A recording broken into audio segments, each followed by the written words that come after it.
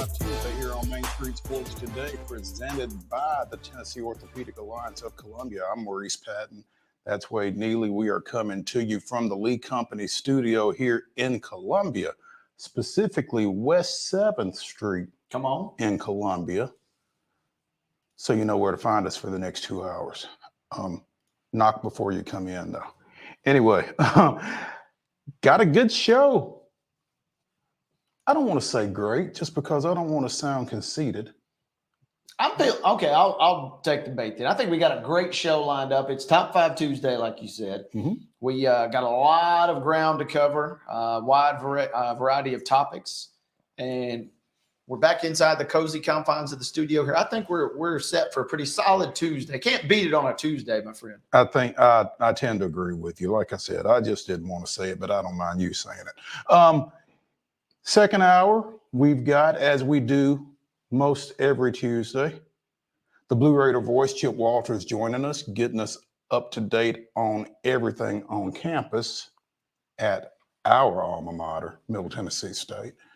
Later in this hour, we will be joined by Ben McKee of Go Vols 24/7. Going to talk a little Tennessee hoops. One portion of the discussion will be a little bit happier than another. Yeah. We'll leave that at that for now.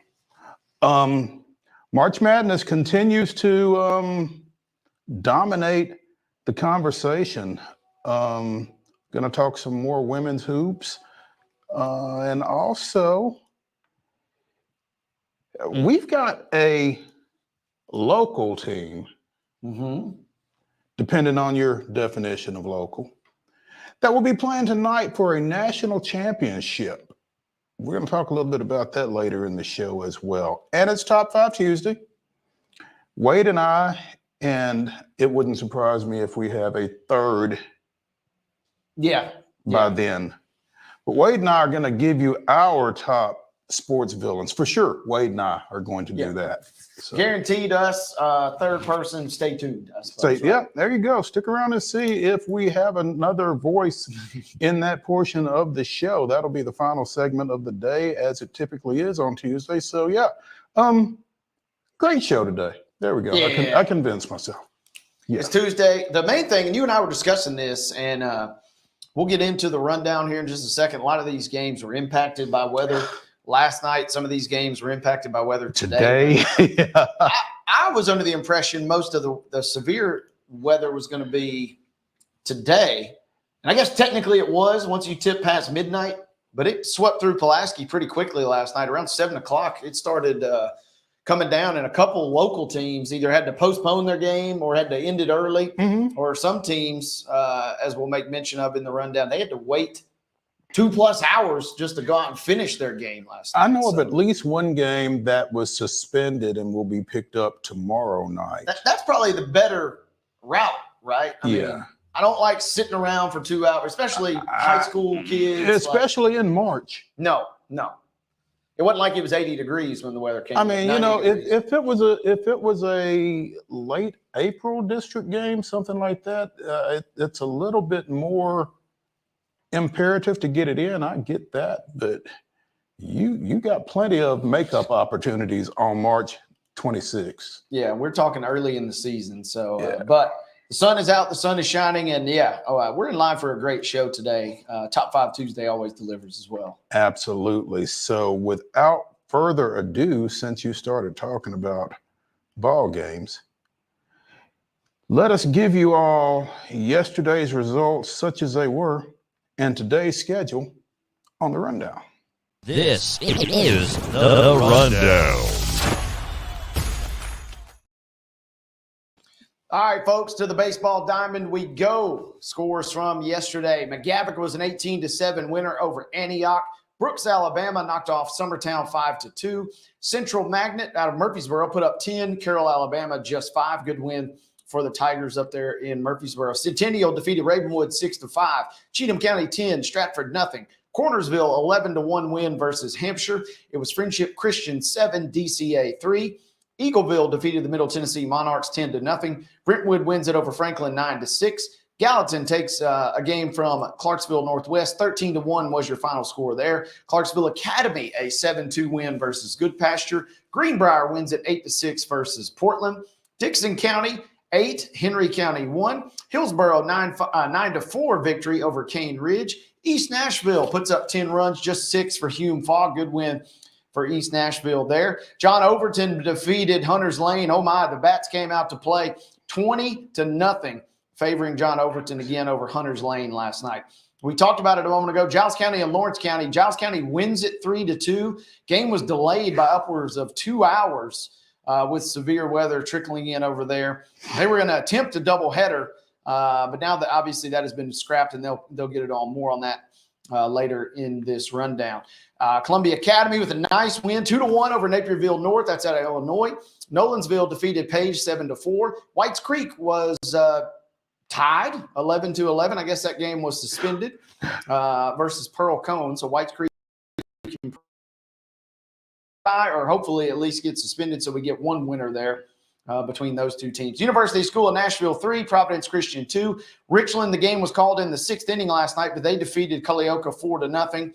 That game is, again, a final.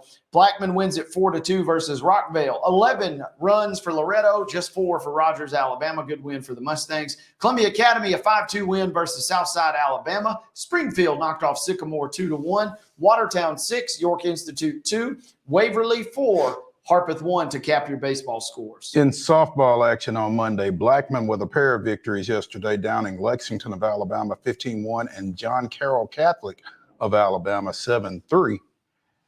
McAdory, the Fighting Bo Jacksons of Alabama, got some get back though with a 10-2 win over the Lady Blaze. Glencoe defeated Columbia Central 2-1. Also, Deschler of Alabama and the Lady Lions tied at 5. And Alexandria of Alabama defeated Columbia Central 8-1. Columbia Academy dropped 3. Thompson, Alabama got them 3-2. Curry of Alabama 8-0. And Moody of Alabama 8-3. Tough day for the Lady Bulldogs. Franklin Road Academy 3. Pope Prep 0. Friendship Christian with a 16-1 win over Gallatin. Summertown blanks Lewis County 4-0. Oakland with an 11-0 win over Wilson, Alabama, but fell to Alexandria of Alabama 11-6. But bounced back to double up Glencoe of Alabama 8-4. They must be down at Gulf Shores, Orange Beach down there. Yeah, got to be somewhere warm. Got to be somewhere at a nice facility where you can get that many games in. But I love that, though. You fall in one, and then you bounce right back, doubling them up over Glencoe there. Exactly. Riverdale with a 3-1 win over Boone Grove of Illinois. Smyrna down Bloomington Central Catholic of Illinois 18-0, and Gibson Southern of Indiana 8-6. Zion Christian with an 16-0 win over South Haven. South Alabama signee Ashley Coble with a 3-inning no-hitter there with 7 strikeouts. Station Camp with an 8-5 win over Springfield. Warren Township of Illinois 11, Stewart's Creek 9, and Stewart's Creek 5, Munster of Indiana 4. In boys soccer action yesterday, Zion Christian with an 8-1 win over Franklin Christian. Women's college basketball in the second round of the NCAA tournament, specifically the Portland 4 region. The Lady Vols season came to an end with a 79-72 loss to host 3rd seed North Carolina State. And in the WBIT, Belmont falls at Penn State 74-66. In the association, Denver Nuggets with a 128-103 win over the Memphis Grizzlies. To the baseball schedule we go. Games being played today, but as weather kind of has impacted the last 24 hours, as we like to say, check your local listings and make sure that the times and more importantly that the games are still on. But what we have scheduled, beginning right at 2 was Murfreesboro Central Magnet versus Ramsey, Alabama. In 4 o'clock window, we have Hillsboro at Cane Ridge, Pope John Paul II at CPA. Lipscomb Academy will travel to Father Ryan. Antioch visits McGavick tonight. At 4:30 now, these games. Middle Tennessee Christian at Franklin Road Academy. Ezel Harding at Mount Juliet Christian. Pearl Cone at Whites Creek. Hopefully they just resume that game from yesterday. Just play the one inning or whatever you need There you go. right after there. Finish that up. Finish it up. Central Magnet's going to take on Hamilton, Alabama, also at 4:30. Now into 5 o'clock games. Hunters Lane at John Overton. Zion Christian will travel to Santa Fe. Kenwood is at West Creek. 5:30 tonight. Cornersville is at Hampshire. And at 6 o'clock now, Rockvale at Blackman. Good Pasture travels to Clarksville Academy. Cookeville will host Stewart's Creek. Richland will travel tonight to Culleoka. Waverly is at Harpeth. Barron County, Kentucky is at Westmoreland. Franklin visits Brentwood tonight. These games now beginning at 6:30. Spring Hill at Columbia Central. DCA at Friendship Christian. Lawrence County at Giles County this evening. Fairview at Hume Fogg. Clarksville at Kirkwood. Rogers, Alabama is at Loretto tonight, again at 6:30. East Hickman is at Mount Pleasant. Nolansville is at Page. University School of Nashville is on the road tonight, Mo, at Providence Christian. What else we got here? Also at 6:30, Centennial is at Ravenwood. Riverdale hosting Thompson of Alabama. Kettle Moraine of Wisconsin is at Siegel. Again, all those 6:30 starts. At 7, Montgomery Bell Academy travels to Lawson. Mount Juliet is hosting Beach. Columbia Academy plays Robertsdale of Alabama. Sycamore is at Springfield. Station Camp goes to White House. Wilson Central hosts Smyrna. Times undetermined, times unknown to us. Rossview is at Clarksville Northeast, and Henry County is at Dixon County. Softball action today, 4 o'clock.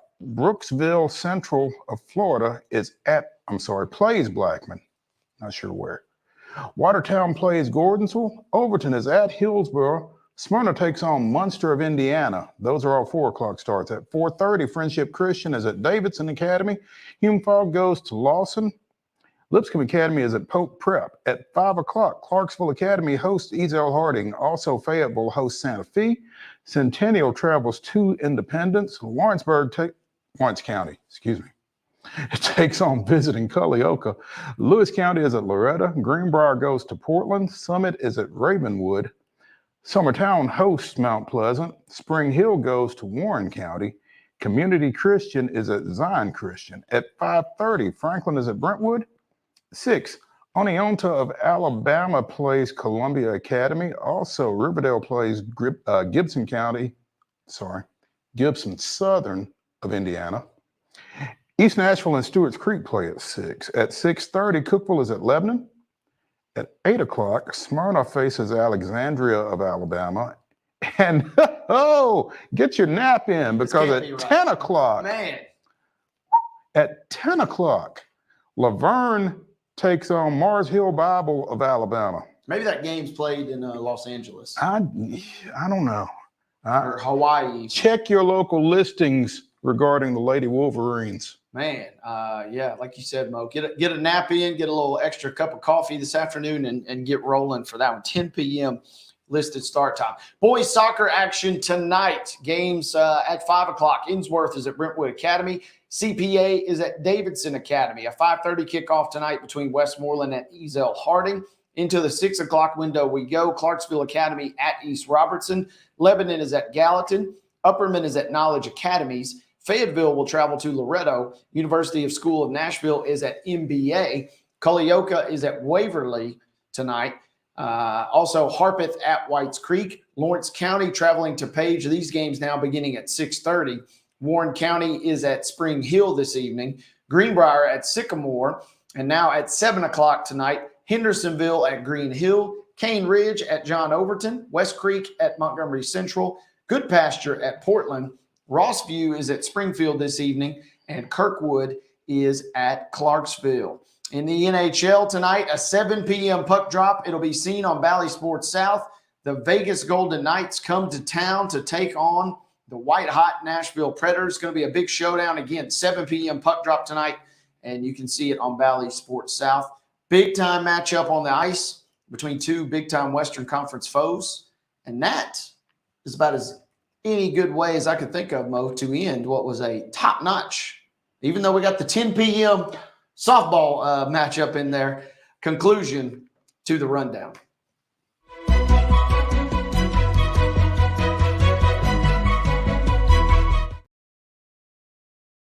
Top story brought to you as always by Piggly Wiggly in Neely's Mill here in Columbia. Be sure and get through there and check out their delicious daily deli lunch items as well as their hand-cut meats. And everything is cost plus 10% at the cash register. So Piggly Wiggly in Neely's Mill in Columbia is our top story sponsor. News out of the NFL. Some rule changes on the horizon. Both, I guess, player safety oriented. Yeah, presumably.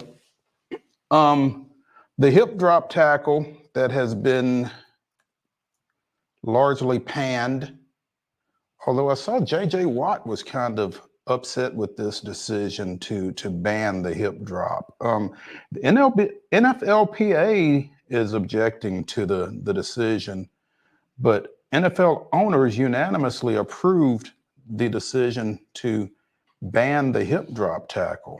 I don't know how it was unanimous, just because I can't see offensive players being in favor of it. Yeah. I mean, I can see where maybe the tacklers might be a little perturbed by this, but the tacklees? According to the NFL, the hip drop tackle in question involves a swivel technique in which a player grabs the runner with both hands or wraps the runner with both arms and unweights himself by swiveling and dropping his hips and or lower body, landing on and trapping the runner's leg or legs at or below the knee. The tackle will result in a 15-yard penalty and an automatic first down. So basically, it's a personal foul. Yeah. Kind of like I guess a horse collar or something of that nature. Yeah.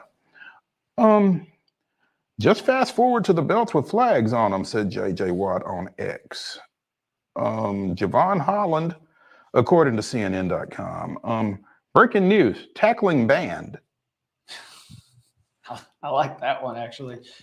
And this is one of a couple rule changes that we'll get into, but this one is, when I kind of first heard this, I'm kind of inclined to side with the defense. And when I kind of read some more into it, I really kind of almost side even more with the defense, because the technique is kind of becoming more popular, because you got guys that are trying to avoid using their helmets in tackles, whether to avoid you would hope that they're more worried about avoiding the concussion, but really these players are more worried about just avoiding the personal fouls on the helmet to helmet.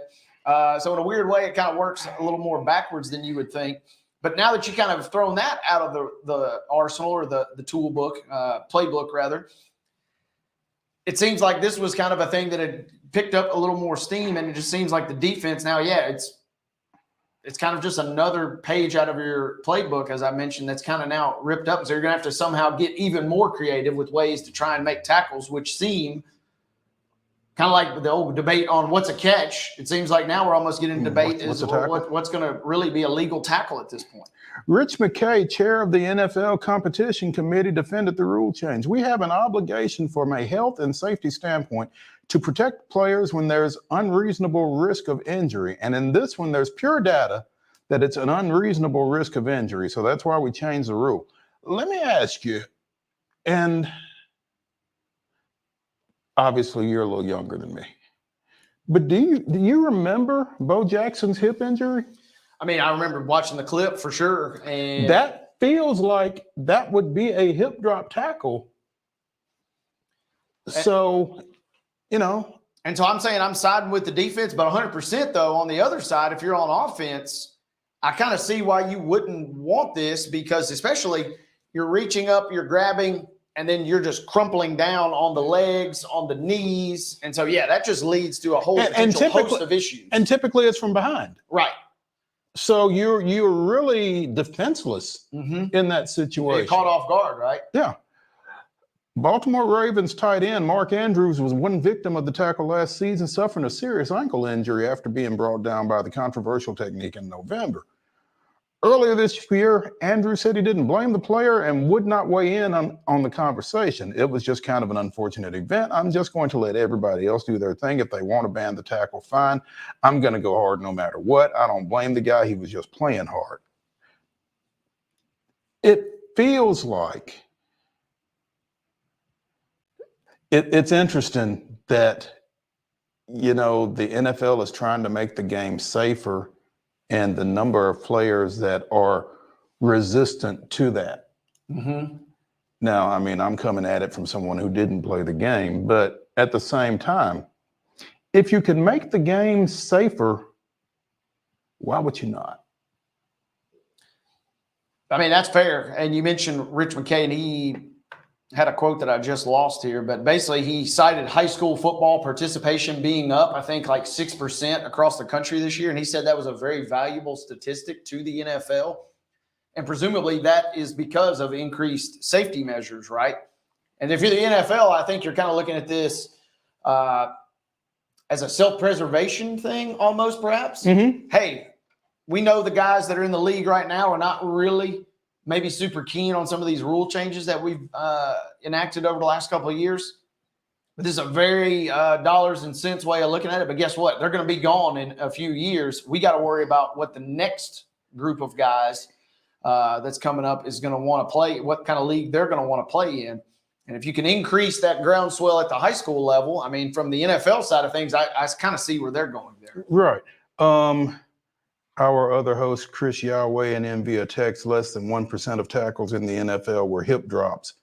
6% of those resulted in injury. So, I mean, I don't know. I don't know if that's a high percentage of the total tackles that resulted in injuries, but I mean, if you can eliminate 6% of injuries, that still seems pretty worth it to me. Yeah, and I guess maybe also you're thinking if the stats are so low. By the way, I'm just having a visual of Yao just watching tape at his house, and he came up with these numbers himself. These are Chris Yao generated these stats. Are his numbers. That's what just popped in my brain, the way that text read there. I'm picturing him watching tape. But if it's a low percentage, then really, I guess, why not? I know I've kind of defended the defense being able to make the play. But if it is a low percentage, this definitely will be one of those plays that you see get flagged later in the year or later this year and during the season. And you're going to say, well, that's bogus. Why is that getting called? But if the numbers are correct in that regard, hopefully, knock on wood, it's not. I mean, how many horse collars do you really see get called in a game? And remember, such a huge deal with Roy Williams. Basically it was known as the Roy Williams rule in many regards. So it's kind of phased its way out. You still see it occasionally, but I don't know that it'll be this much of a deal. And it's good to know that the stats kind of back it up, that we're not looking at 2, 3, 4 a quarter. Right. We're maybe talking about 1 or 2 a game at the most, perhaps. Right. Makes me feel a little more comfortable, I guess, in that regard. Also, the NFL has adopted a low impact kickoff. Something like what the XFL has done. So the NFL is watching spring football and taking some stuff from that. Under this new rule, 10 players on the kicking team and at least 9 players on the receiving team will line up just 5 yards apart and won't begin running until the ball gets to the returner, until it's actually fielded. So nobody moves until the ball is caught. So no, running start, I guess? Apparently not.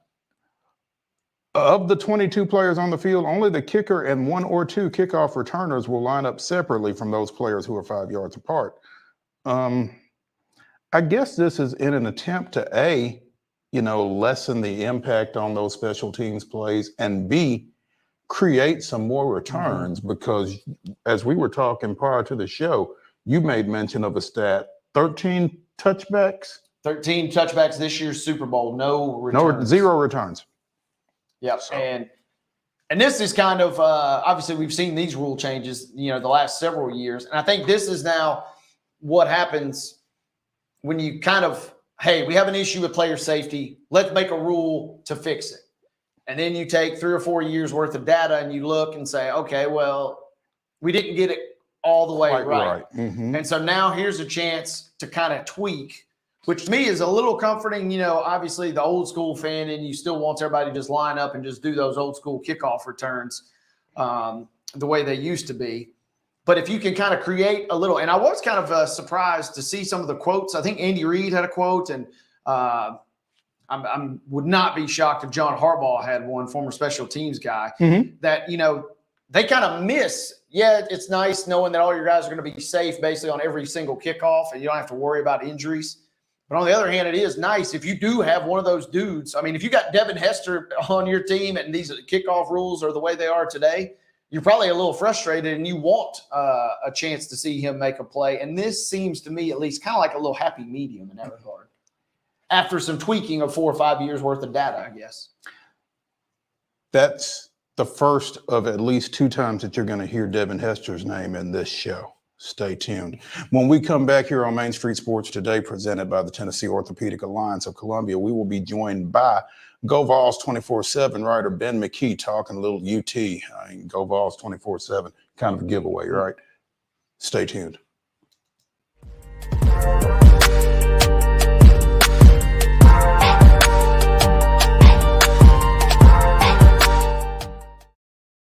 Whether you're an athlete or a weekend warrior, when it comes to your performance, don't settle for anything less than excellence.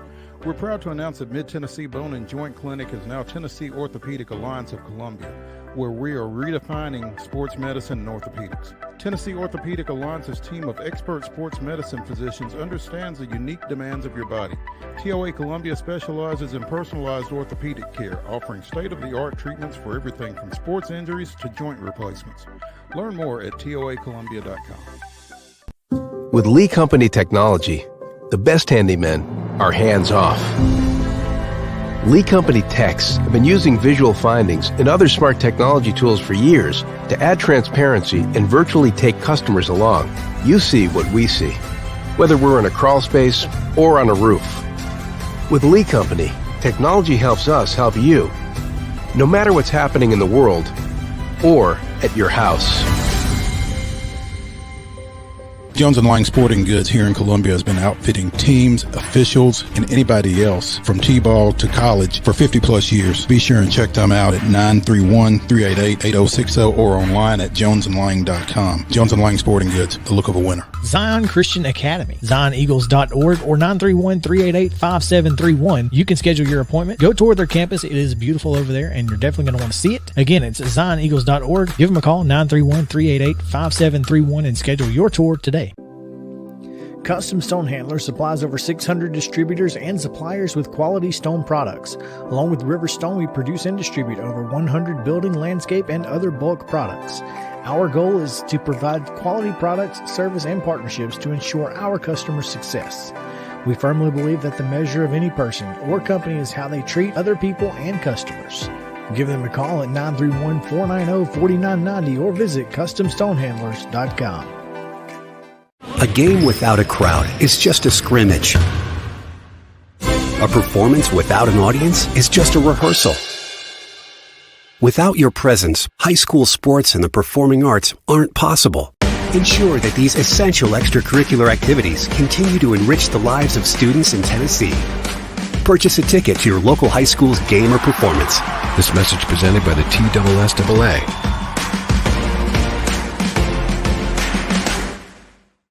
Piggly Wiggly, located in Neely's Mill Shopping Center, is Columbia's locally owned and operated Cost Plus 10 grocery store dedicated to serving the community with low prices and smiling faces. Piggly Wiggly offers fresh, hand-cut meats daily as well as daily hot plate lunches from their deli counter. You're certain to see smiling faces and a helping hand when you're here at Piggly Wiggly. Come by and check out our fresh produce, high-quality meats, and more. Down home, down the street, we'll see you at the Pig. We thrive under the lights. A city of performers. Putting on one heck of a show. Headlining night after night. Welcome to Smashville.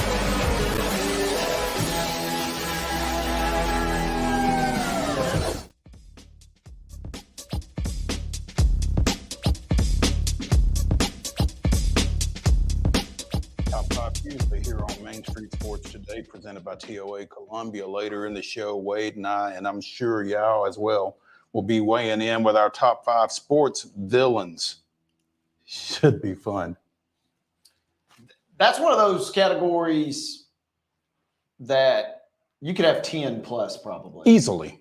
And it just comes down to everybody's. There's going to be some that are universal, I feel like, that you and I will both have on our list. And there's going to be some sports villains that just that are kind of unique. And they just kind of sit with you. I mean, based on your fandom and that kind of thing. So, exactly.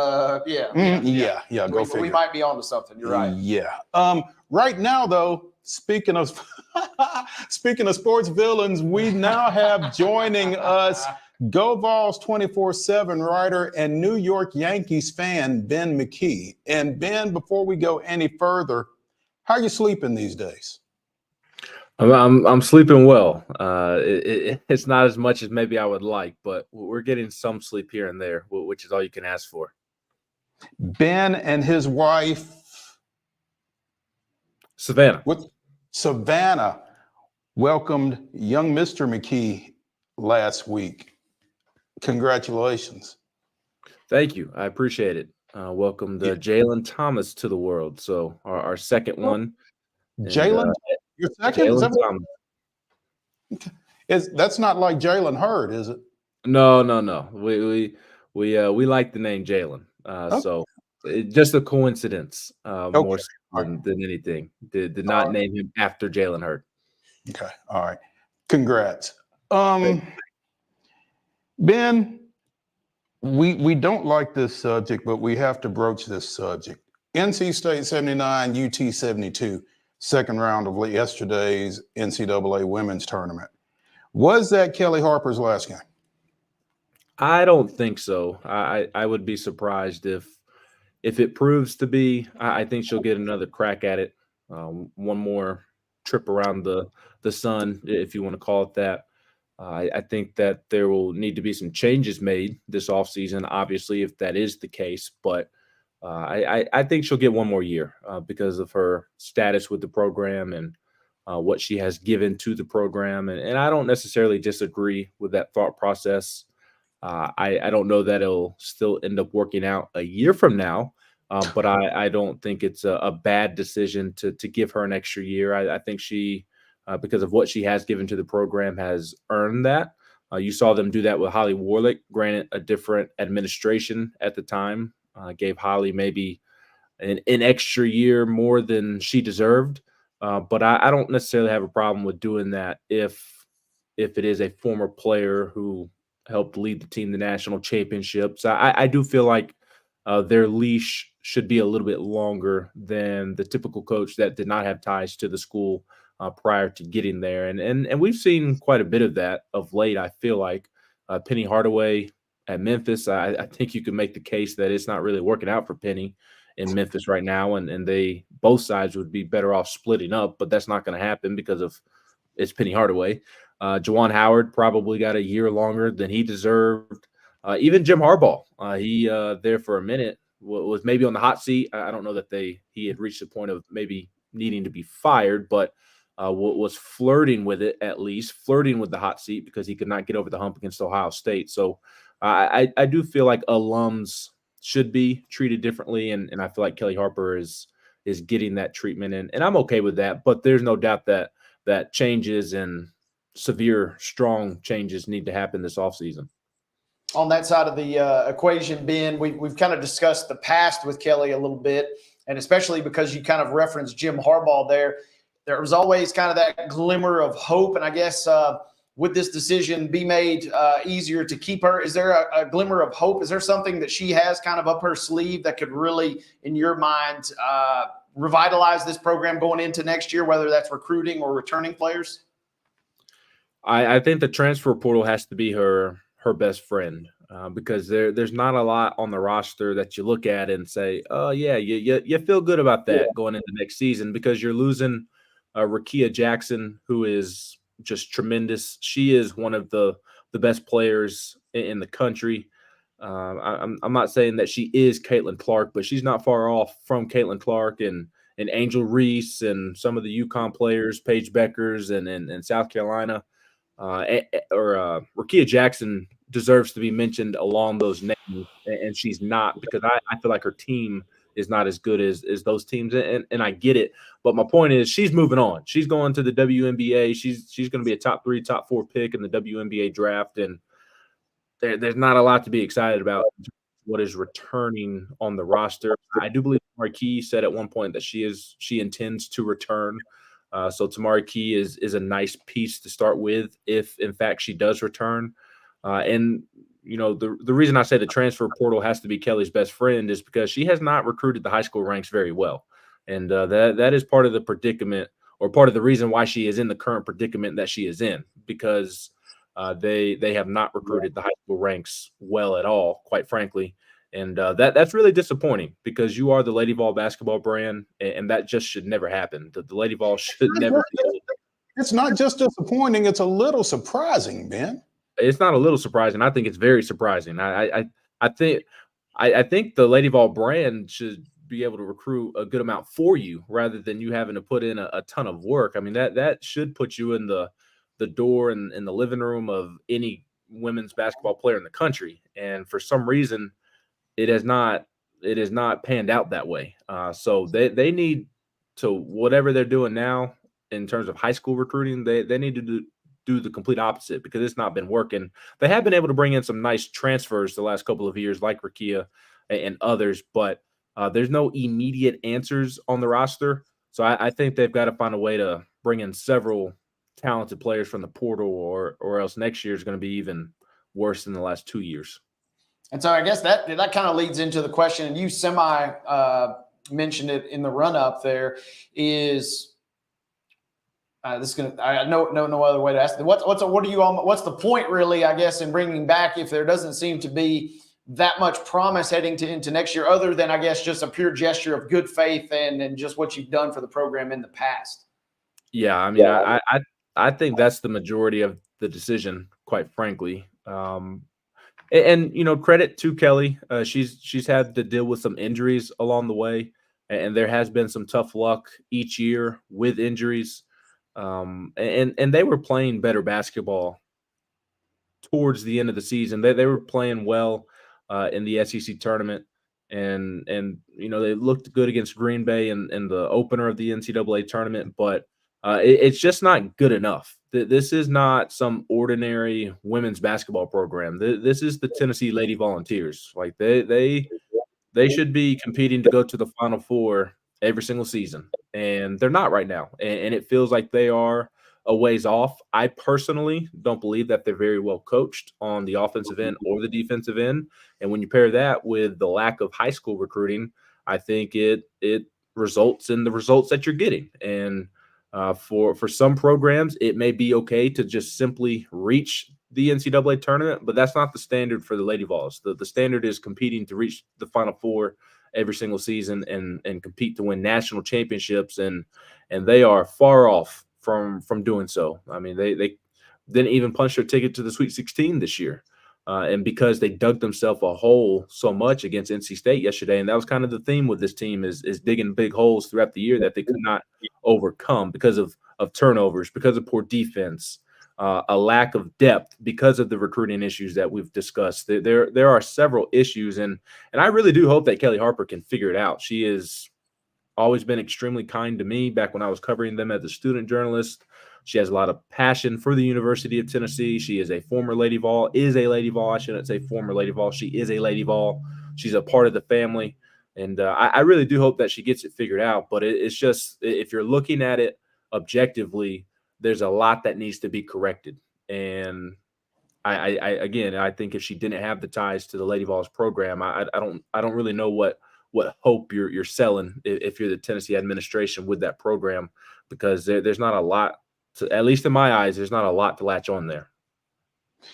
Ben, you mentioned that they've played well down the stretch, but at the same time, you also mentioned that, you know, they've had costly lapses. I mean, yesterday they got outscored 25-8 in the second quarter, and that's basically the ball game. They were fighting uphill the rest of the way and fought hard, but just couldn't make up that 17-point stagger from the second quarter. You know, when you put yourself in that position, it's tough, and you expend so much energy trying to get back in the game that last little push to get over the hump isn't always manageable. No, and you saw that numerous times throughout the season. And going back to the last question about what is there to, have hope in, I guess you could mention that. And I don't mean to slight that, but they do play hard every single night. That playing hard is not the issue, and to a certain extent, that is half the battle. But you also have to put your players in position to succeed while getting them to play hard. That is the trick and the $1 million question to coaching is how do you get both? How do you develop them and at the same time how do you put them in positions to succeed and how do you get the best out of them? How do you get them playing for you and playing as hard as they can? And for whatever reason, they haven't been able to piece all of those puzzle pieces together. They always play hard, and there's a lot of respect in that fact. But at the end of the day, it's a results-oriented business. And if you're playing hard and losing, then unfortunately, that's only going to get you so far. So, again, like I said earlier, tip of the hat to the Lady Vols. They did get better, I felt, as the season moved along, and they were playing better towards the end of the year. But not making it to the Sweet 16 isn't good enough, even if you are playing better.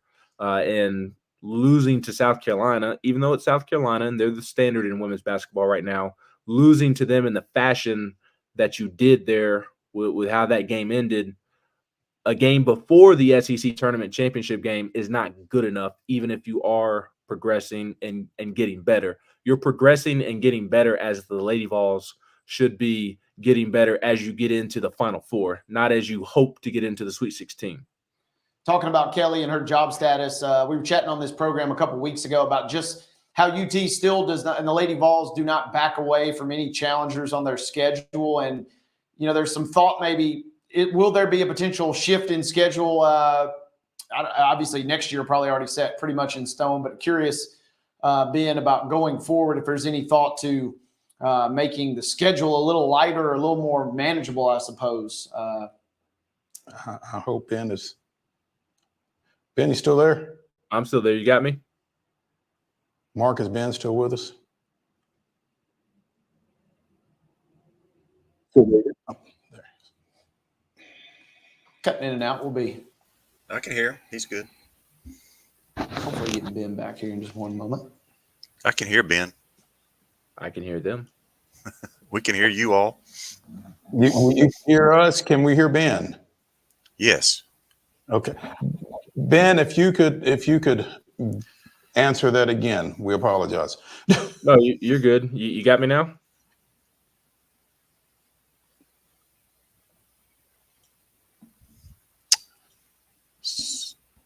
Looks like the problem is with them.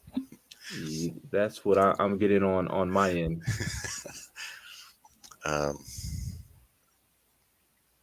Can you hear us?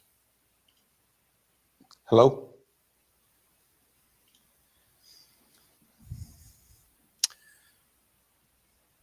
That could. I'm going to go to a commercial. That's unfortunate. And now we're gone. Mark, can you still hear us?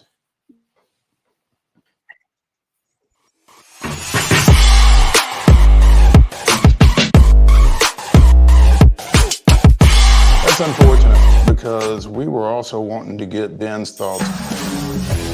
We thrive under the lights. A city of performers. Putting on one heck of a show. Headlining night after night. Welcome to Smashville.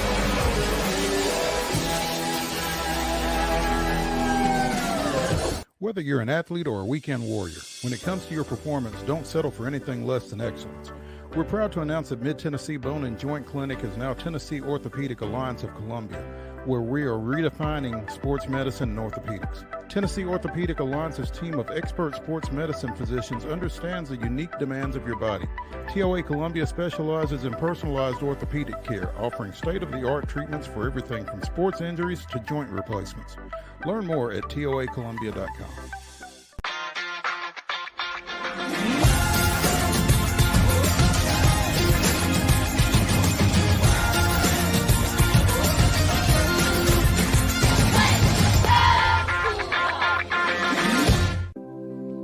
Custom Stone Handler supplies over 600 distributors and suppliers with quality stone products. Along with River Stone, we produce and distribute over 100 building, landscape, and other bulk products.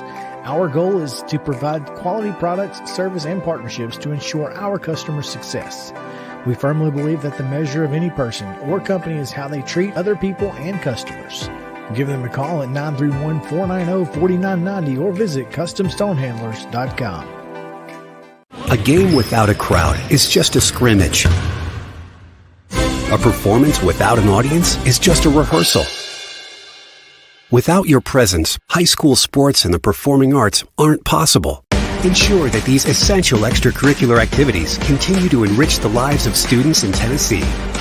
Purchase a ticket to your local high school's game or performance. This message presented by the TSSAA.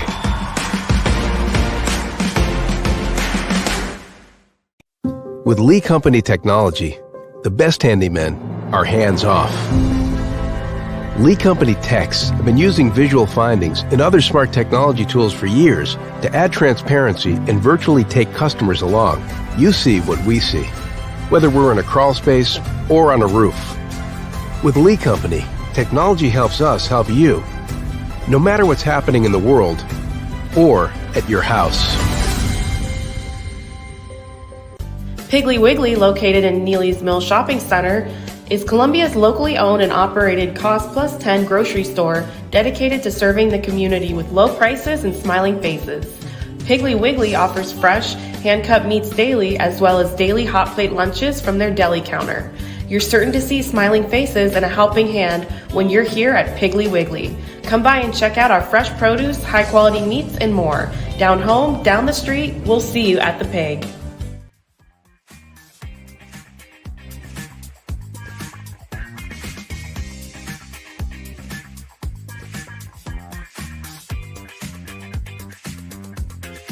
Welcome back to Main Street Sports Today, presented by TOA of Columbia. Ben McKee of Go Balls 24/7 is still with us. Ben, we appreciate you hanging through everything, and let's try to get to some brighter subjects. Tennessee, Creighton, Sweet 16, Detroit, Friday night. Yeah, it should be a fun one, a late night. So I hope you've got your favorite K-Cups ready to go, and you got the coffee going early this week because you're going to need it later this week. It'll be a fun basketball game, the number 2 seed versus the number 3 seed. So should be a fairly even matchup and very simplistic to say, but I do feel like it's going to come down to just who plays better that night because I do think that they are that evenly matched. Creighton, very similar to Alabama. They want to shoot a lot of threes or get to the rim. They don't want anything to do with mid-range jumpers. Very new school, analytical minded offense. And I think it's good for Tennessee that they have experience going up against that type of offense. And then defensively, they do a great job of not fouling. So Tennessee's going to have to find a way to maybe get into some foul trouble and get to the free throw line. You've got a couple of big-time matchups, Zakai and their point guard. That'll be a fascinating one. But I think the big matchup is Jonas Adu versus Kalbrenner down there in the paint. I think those two guys are going to have to go to battle. And the winner of that matchup probably has a large say in who wins the basketball game overall. So Tennessee's going to – this program, another simplistic view – they just have to find a way to get over the hump. I mean, it's as simple as that. You play the tough non-conference schedule. You play Purdue earlier in the season, Kansas, North Carolina, and Chapel Hill. You play all those tough games before the SEC schedule starts so that you are built for moments like this. And this is a matchup of two similar basketball teams in terms of ability, and you just have to find a way to get over the hump. If you want to cement your legacy and do something that has only ever been done once before in terms of reaching an Elite Eight and potentially being the first team to ever reach the Final Four. You just got to find a way to make a play. That's what it's going to boil down to on Friday night. Then the way they were able to win that game Saturday night against Texas, is that a confidence builder or is that a precautionary tale? How does that work? I don't think it's either. I think when it's Texas and you're playing to get to the Sweet 16, I don't think it matters how you get the job done as long as you get the job done. Now, if it would have been that performance against St. Peter's or Grambling or a bad Virginia team, one of the teams that barely got into the tournament, then okay, I think it would be fair to be concerned moving forward. I think the poor shooting night was a result of Rodney Terry knowing Rick Barnes and Rick Barnes knowing Rodney Terry. Rodney Terry knew what Tennessee's offense was going to do, especially in that first half. Tennessee, I thought, made some adjustments to get more open looks in the second half. They just didn't fall, probably because you were already in the midst of a rock fight or a boxing match at that point. But in the first half, Tennessee just could not get clean looks at the rim.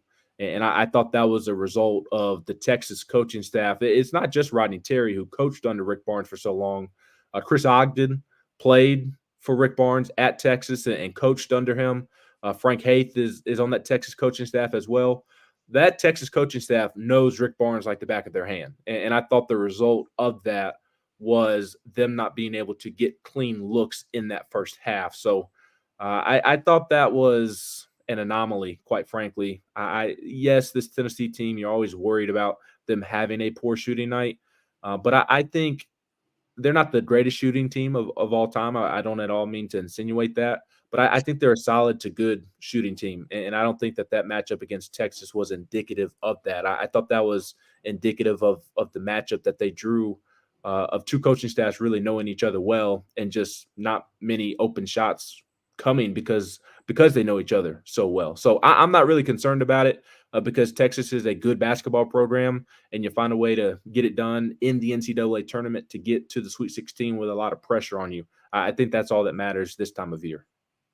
On the same side of things, as Creighton comes in, they had to pull off a crazy comeback and ultimately end up winning in overtime versus Oregon. And I guess I'm curious, what do you see about Creighton that you've kind of teased it a little bit, but what do you see that you'd like if you're a Vols fan in this matchup with Creighton? And what do you see that you are potentially nervous about, especially with the Big East playing so well in this tournament right now?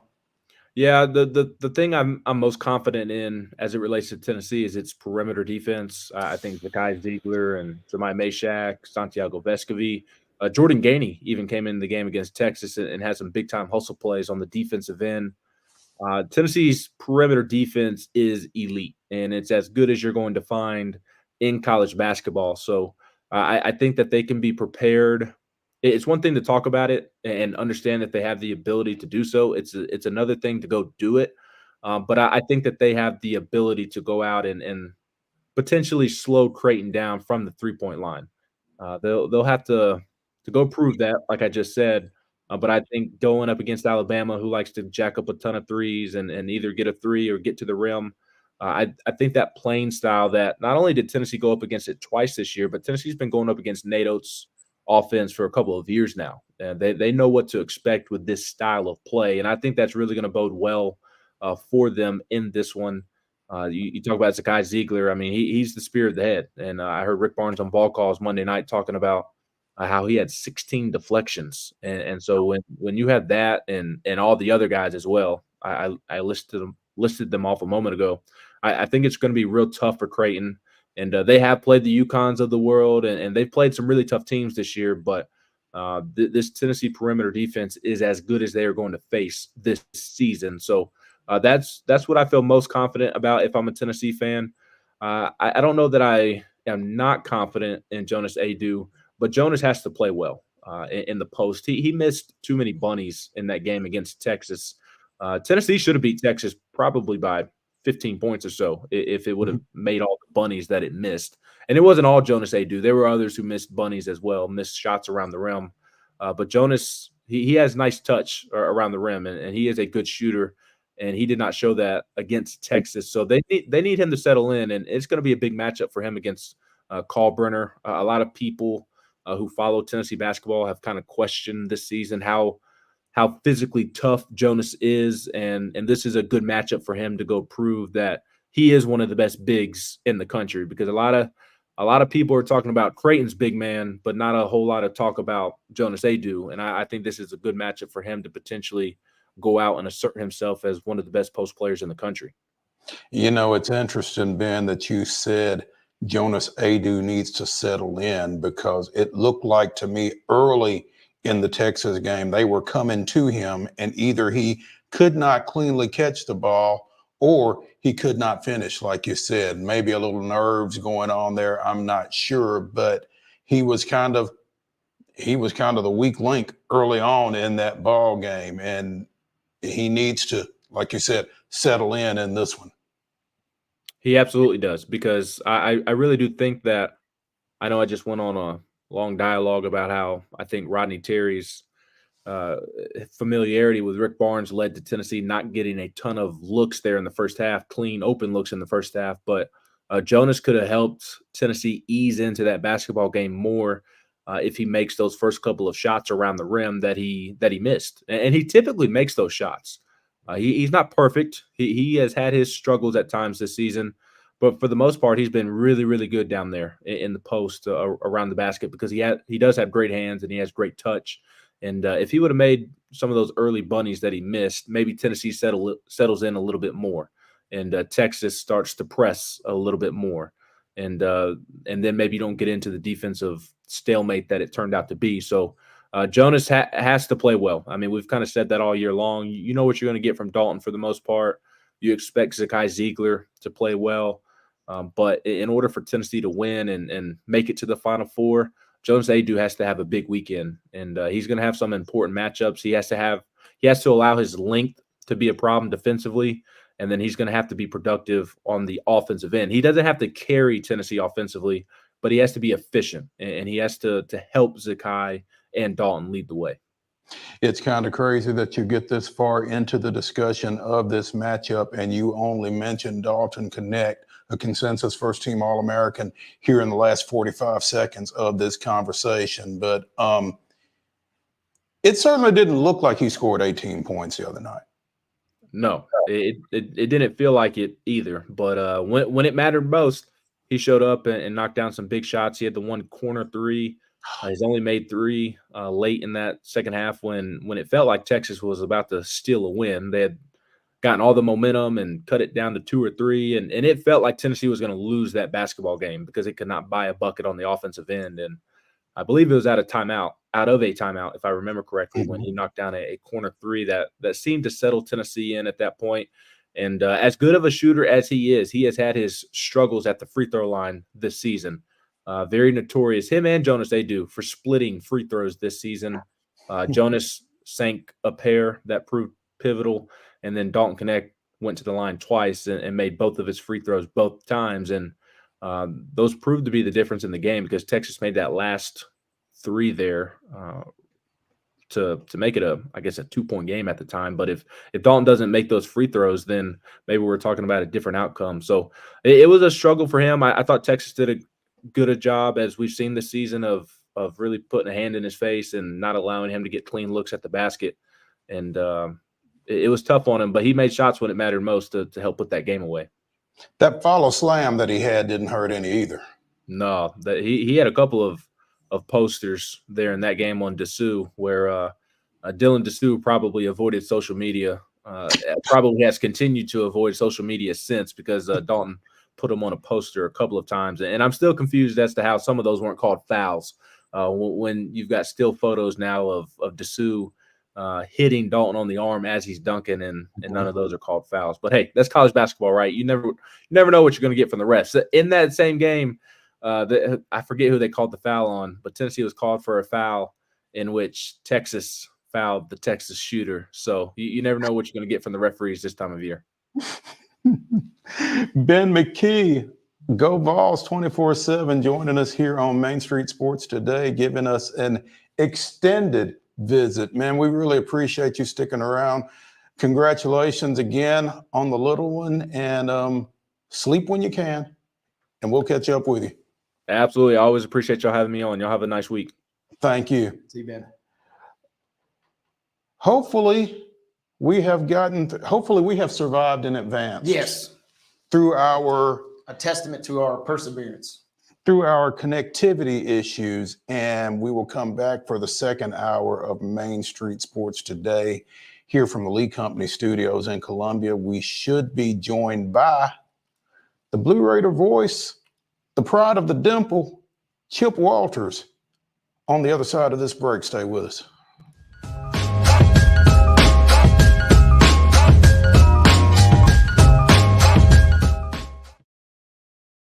Welcome to Protein Snack Shop, your destination for healthy and delicious low-carb snacks. Our specialty lies in providing protein-packed desserts that are perfect for those following a keto diet. Our products are made with high-quality ingredients, ensuring that you can satisfy your cravings without compromising your health goals. From a variety of flavors and options to choose from, you can enjoy guilt-free snacking while staying on track with your fitness journey. Don't miss out on our limited time offer. Discover Protein Snack Shop today. Whether you're an athlete or a weekend warrior, when it comes to your performance, don't settle for anything less than excellence. We're proud to announce that Mid-Tennessee Bone and Joint Clinic is now Tennessee Orthopedic Alliance of Columbia, where we are redefining sports medicine and orthopedics. Tennessee Orthopedic Alliance's team of expert sports medicine physicians understands the unique demands of your body.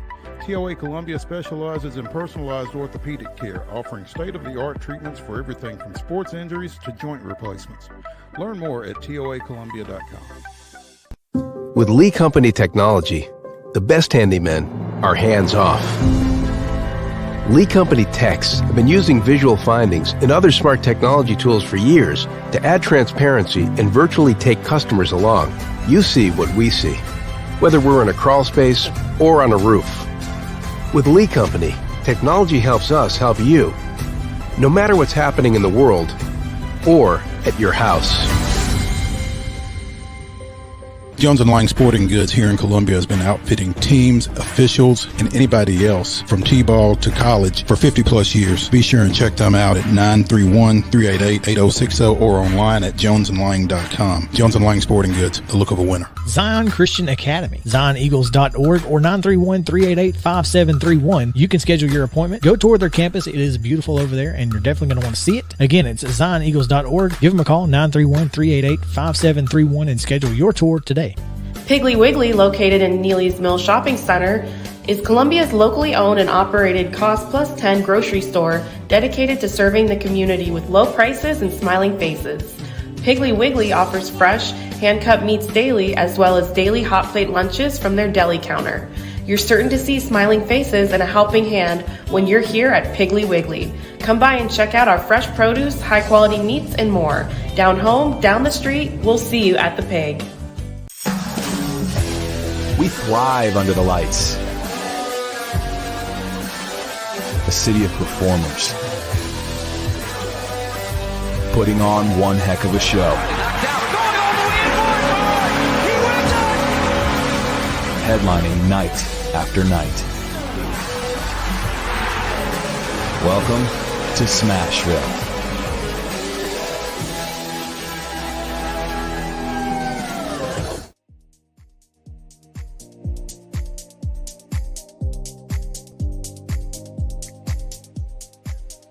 Second hour of Top 5 Tuesday here on Main Street Sports Today, presented by the Tennessee Orthopedic Alliance of Columbia. I'm Maurice Patton.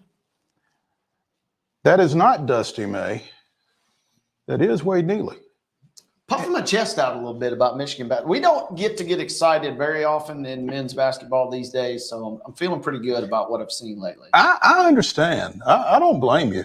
I don't blame you at all. You should be excited. I think Michigan made about as good a hire as they could make. Real quickly, the funny thing about that, I'm on a group text with two diehard Vanderbilt fans, and they're picking and choosing their dream, transfers and portal targets and things of that nature. And I'm kind of in the same boat. I'm kind of like Michigan. Let's get this thing rolling. Let's rebuild this program, and let's get back to some tournaments, maybe some Final Fours, and hopefully we could maybe one day get over the hump. Don't have to go back to '89 for a lone title. again, but it is what it is. There we go.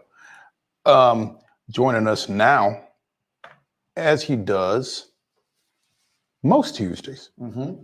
Not all, but most. Unless I don't. Unless he doesn't. I'm trying to come over here and trying to gin up some sympathy for Wade since Michigan's only had one national title. Chip, it's been rough, man. They've lost two. Oh, so rough. Yeah, they lost two. I went to the Louisville game, and then Louisville had to forfeit the title. But guess what? That doesn't mean that Michigan gets the title. It just means Louisville had to vacate the title. That's right. But what was it? Your Michigan former head football coach said, "Who's got it better than them?" That's right. So again, yeah. I see where you're going with that, Chip. Though it's all right. I'm just got a little optimism, and the sun is finally out after a rough night last night. It was yucky here in Middle Tennessee. Oh, and it was it rained all morning here in the borough, but the sun is out now, and the skies are blue, which that's a good thing. Mm-hmm. The Blue Raider voice, Chip Walters, announcing his presence with authority here on Main Street Sports Put me today. right in my place early. Yes, sir. Coming in hot is Chip. Not as hot as Chandler Alderman, but hot nevertheless. Well, that I think this weekend just is a testament to pitching. And sometimes I think they talk about pitching too much or that kind of thing. But Chandler Alderman goes out and throws a no-hitter on Saturday. Then on Sunday, Liberty scores 11 runs in the top of the first. So it was and sent 16 guys to the plate. So Alderman only threw 120 pitches for the whole game and only faced 31 batters he faced 27 because 28 because they only played 8 innings. It was one of the weirdest endings to a no-hitter. And I'll give you this because Bob was calling the game on the radio, and I had been at football practice and didn't go to baseball on Saturday, heard there was a no-hitter. So I said, let me go back and check the archive and see, hear what he had to say at the end. Well, it was not the classic, get the final out, the game is over, blah, blah, blah, blah, blah. This was a bottom of the 8th, middle leading 9-0, a ball put in play where there's an error made by Liberty's infield that allowed a 10th run to score, and that became the end of the game. For the run rule. So it was one of the weirdest endings for a no-hitter you've ever seen, but no-hitter nonetheless, and Alderman may have been promoted to mayor since he got the no-hitter there, and he was also Conference USA Pitcher of the Week. And in the vein of momentum is the next day's pitcher, as you mentioned, 11 runs in the first inning on Sunday. Middle Falls 25-9 in the series finale to drop the series 2-1. But boy, that one was a doozy, huh? Yeah, it was. It was indeed. And and today the Blue Raiders are in Bloomington, Indiana, and they were supposed to be starting right now, but that game has been pushed back a couple of hours due to wind, which we have all experienced here in the last 24 hours. And I'm a conspiracy theorist. I think there's something going on with the winds on this planet here in the last couple of years. It just seems like it's gotten worse. Either it's gotten worse or I'm just getting crabbier in my old age, one of the two. I would certainly say B is the case. I won't discount A, but I would certainly agree with B. But, here's the thing about postponing a game or pushing a game back in Bloomington, Indiana on March 26th. It ain't going to get no warmer. No, it will not get warmer. And you wonder because, they went up yesterday or yesterday afternoon or whatever. So you wonder, did they take all of the necessary thermal gear that might be needed in Bloomington. But midweek game, and then come home for a weekend series, weekend series with Binghamton. And matter of fact, they play 6 games with Binghamton. Obviously, there's a coaching friend at Binghamton because both schools needed 2 weekend series during what is normally conference play. But every school in Conference USA gets 2 open weekends where you can schedule non-conference teams, and Middle has Binghamton twice. And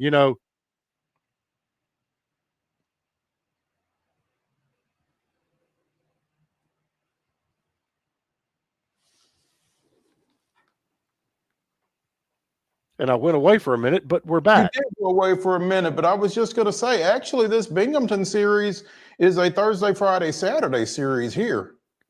That's correct, and that is due to Easter weekend, and so they were able to play it on Thursday, Friday, Saturday, and that was that as long as I can remember, a lot of times if Middle had home baseball on the weekends, if it could be worked out, they did try to work it out to play Thursday, Friday, Saturday, and Binghamton was amenable to that. So here we go. There we go.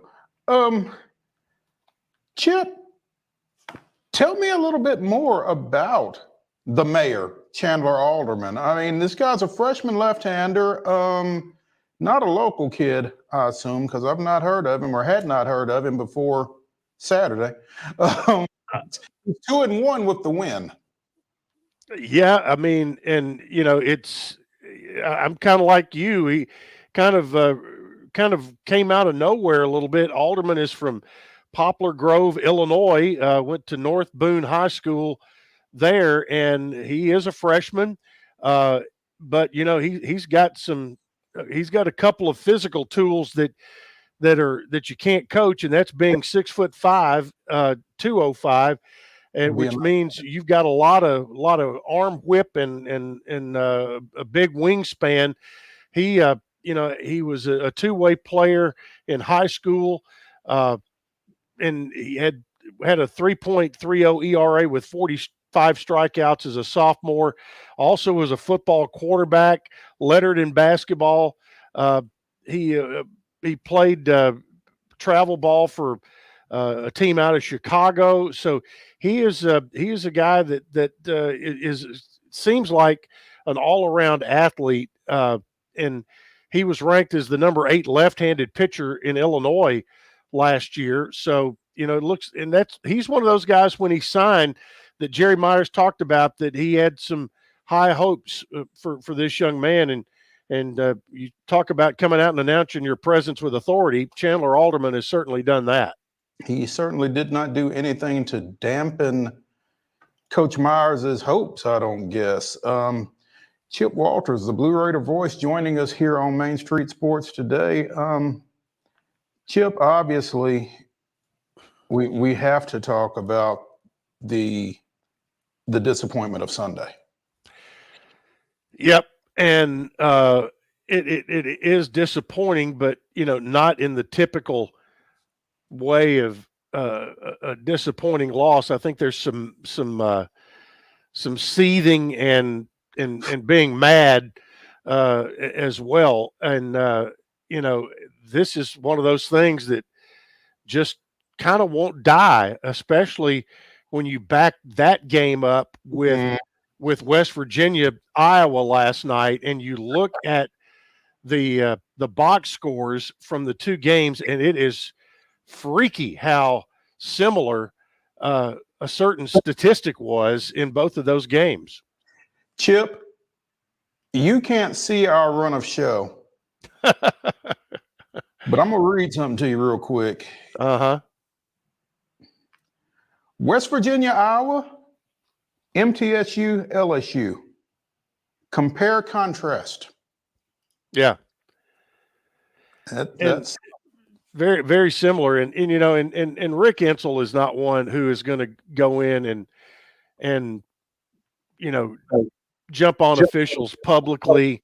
And he didn't do that Sunday, but I thought it was rather interesting. He when they gave him the opportunity for an opening statement, he said, it's hard to overcome 37 free throws to 9 is hard to overcome. And he goes, that's my opening statement. And thought, okay, you may there's a point there. But boy, that has been, that's been something that fans have, not only while it was going on, but again, bolstered by what happened in Iowa City last night.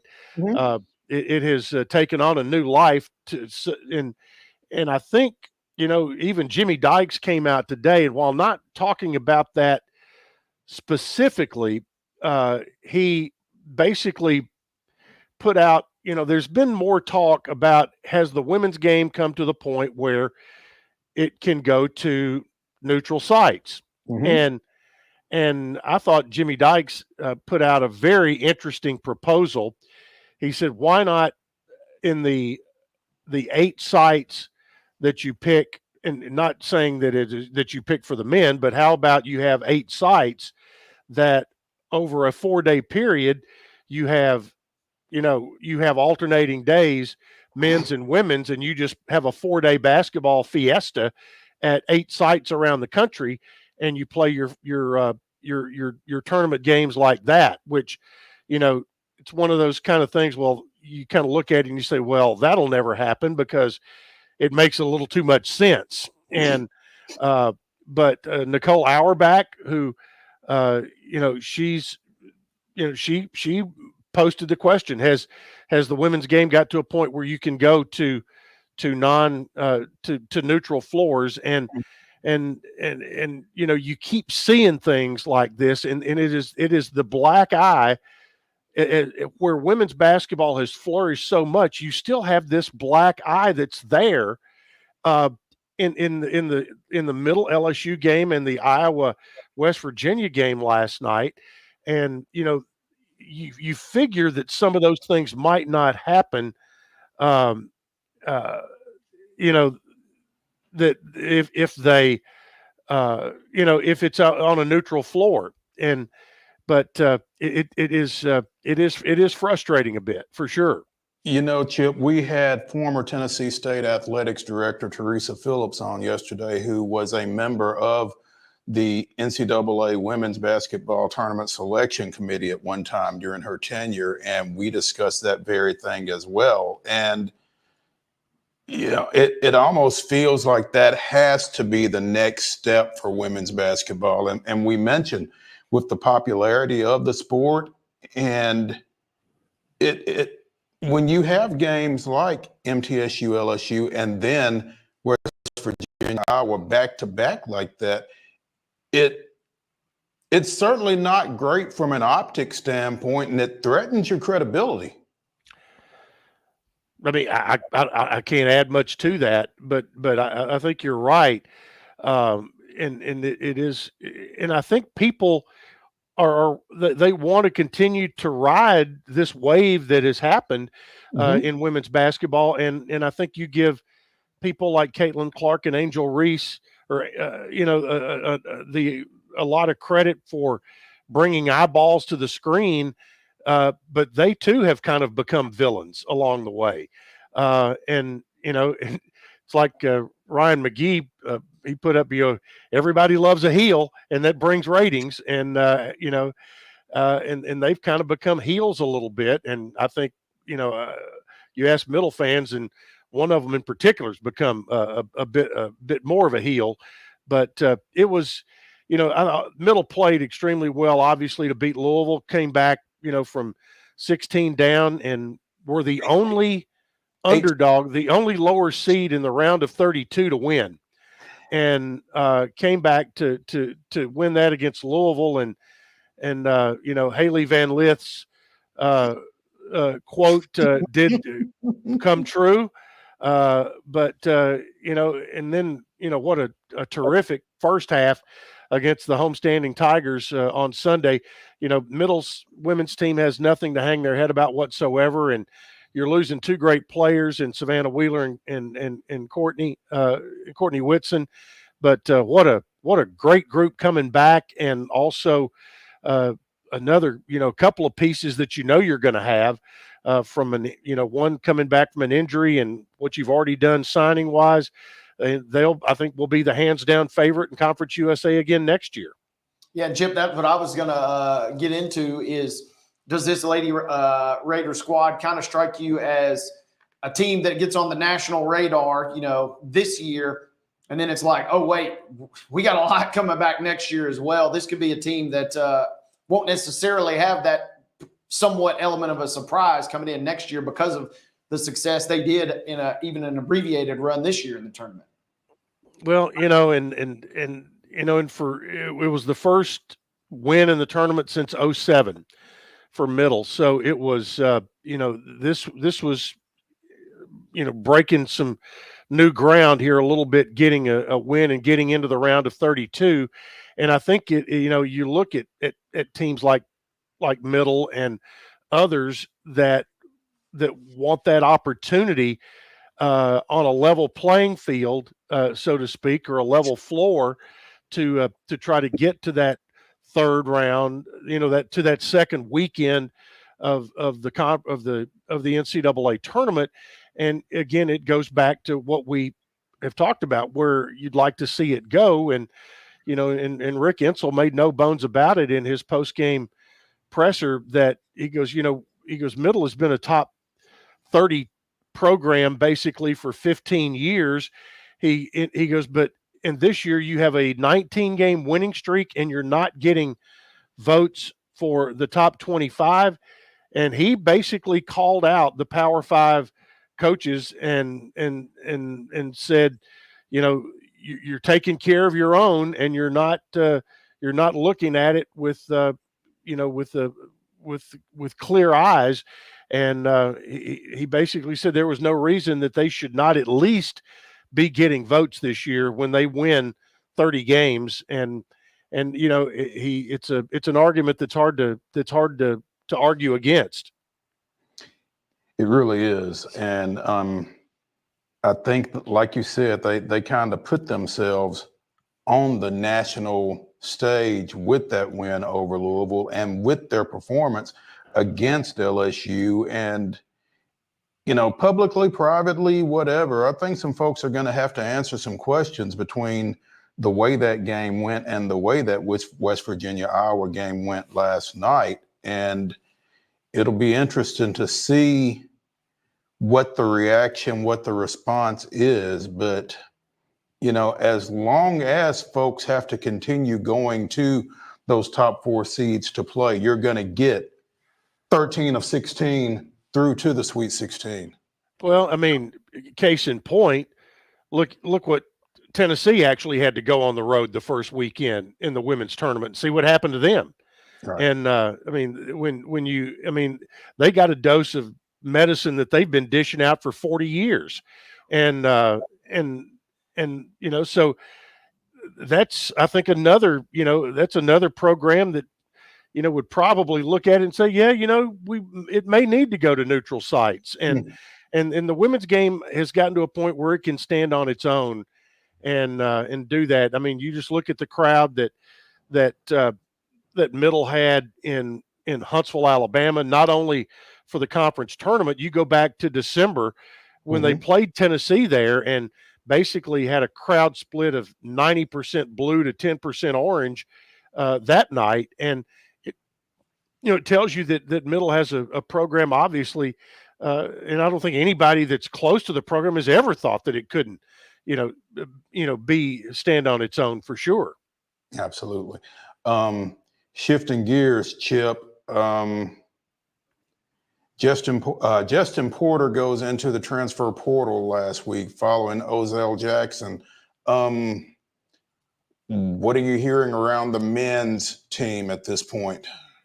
Well, it's disappointing, obviously, when you lose a player of his caliber, but it is the world we live in now. And last year, the average number of players per team that went and this is 360 some odd, however many.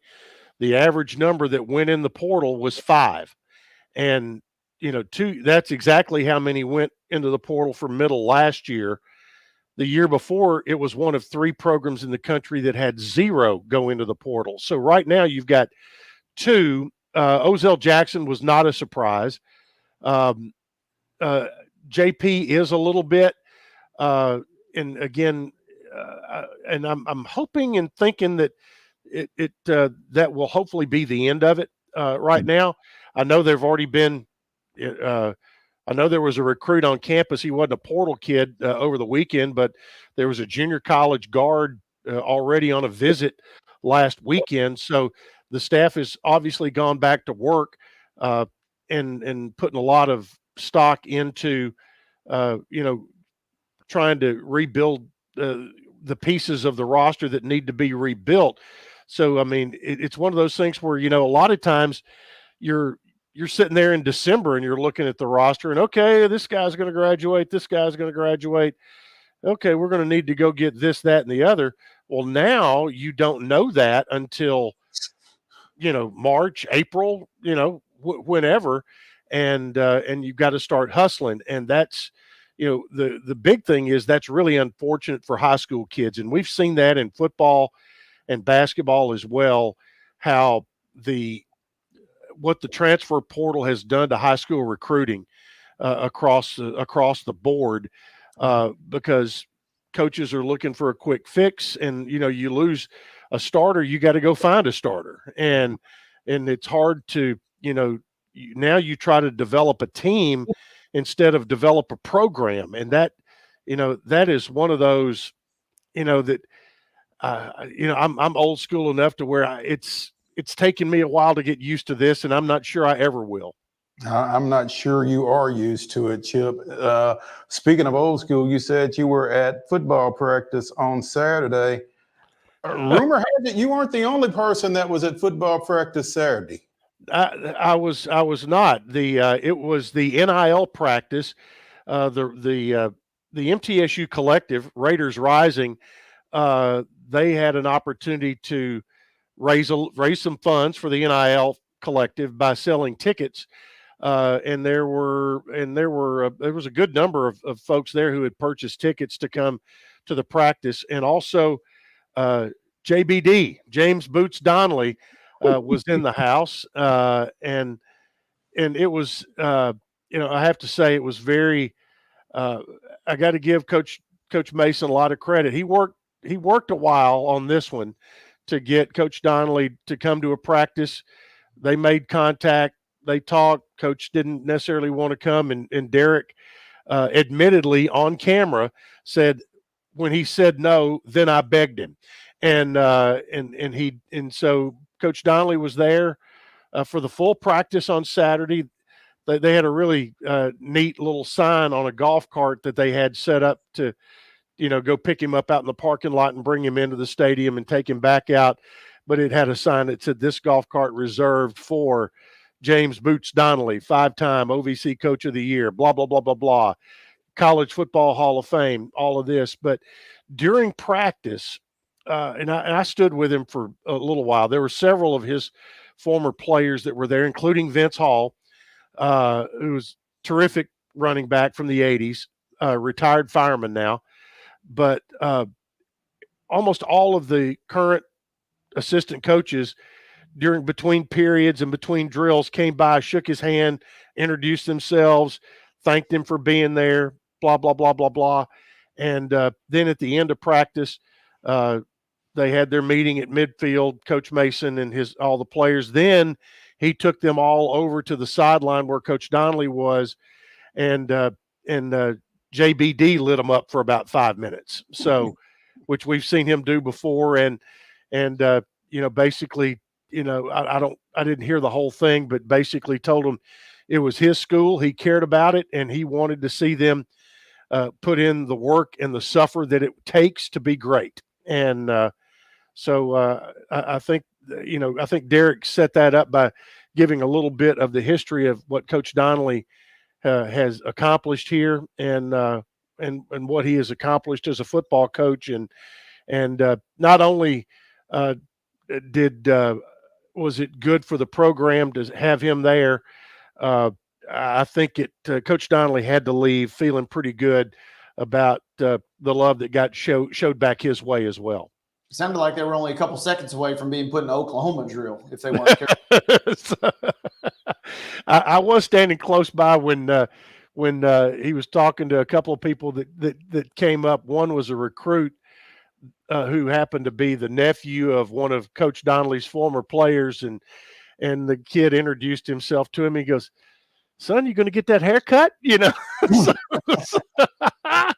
So he kind of had it up. The guy had it up in kind of a man bun, and he goes, "You're going to get it cut before fall practice starts, aren't you?" And so some things never change. I won't tell the story of the first time I saw Coach Donnelly, and it's not like I played for him, but the first time I saw him after I got my ear pierced. Oh my goodness! Yeah. But you know, it had to be kind of special for those guys. I mean, if they park in the Greenland Drive parking lot and they walk into Murphy Center, they're walking right by that statue. Jamie Blatnick, the strength coach, came over and introduced himself to Coach Donnelly, and he goes, "Coach, it's a pleasure to meet you in person. I walk by your statue every day," and that got Coach a grin. So that was good. That's awesome. It's good to see him out there or to hear about it, and hopefully that won't be the last time. This won't be the last time we visit with Chip Walters. Hopefully we'll do it again next Tuesday. I hope so. Okay. Let's see. If I'm going to be in the continental United States, I'm planning on it, and should have a full Easter basket by then. So you're going to go look for some eggs this weekend? Go hunt the eggs. That's right. There you go. Chip Walters, the Blue Raider voice, joining us here on Main Street Sports today. We appreciate it, and we will see you next Tuesday. Thank you, bud. All right. Wade. See ya. When we come back to the Lee Company Studios, well, we might be doing push-ups after listening to. Yeah, man, I'll tell you what, he's something else. We've got plenty to talk about between the earlier segment that we didn't get in and the segment to come. So we'll figure out where we're going between now and when we come back from this break. Stay tuned.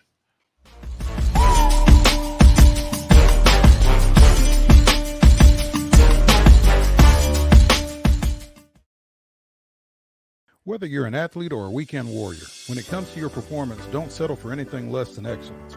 We're proud to announce that Mid-Tennessee Bone and Joint Clinic is now Tennessee Orthopedic Alliance of Columbia, where we are redefining sports medicine and orthopedics. Tennessee Orthopedic Alliance's team of expert sports medicine physicians understands the unique demands of your body. TOA Columbia specializes in personalized orthopedic care, offering state-of-the-art treatments for everything from sports injuries to joint replacements. Learn more at toacolumbia.com.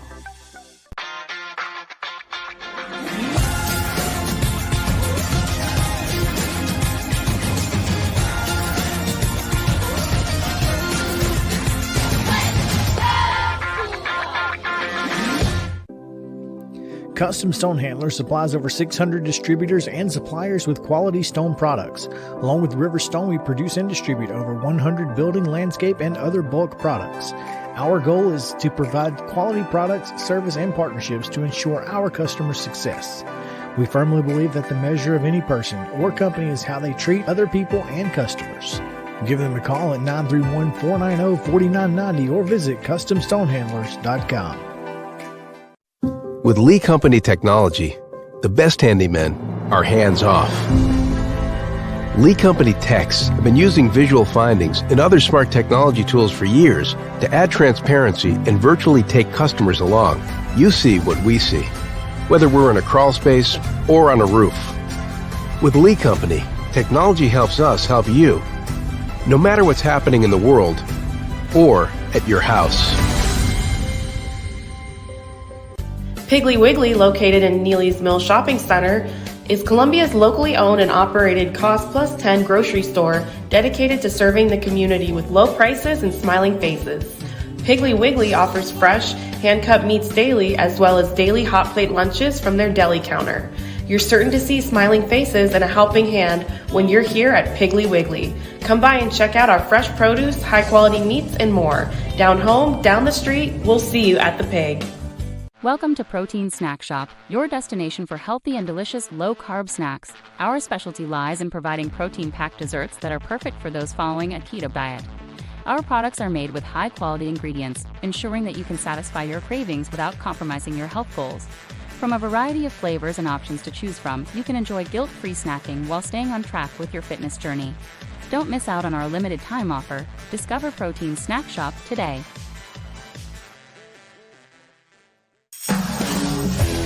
We thrive under the lights. A city of performers. Putting on one heck of a show. Headlining night after night. Welcome to Smashville.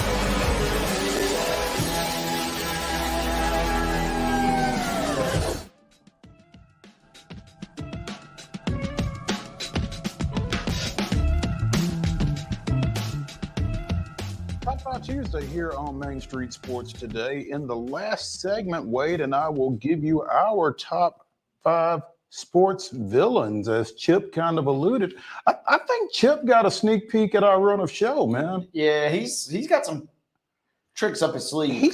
He had some insight. He had some intel. Yeah, I think the third member of our crew, we like to shout him out. He might have been at fault there. Might have tipped him Maybe off. tipped him off. Yeah. I don't know. My intent, I'm on high alert after the fact that he was mentioning conspiracy theories about the wind, conspiracy theories about MTSU, LSU.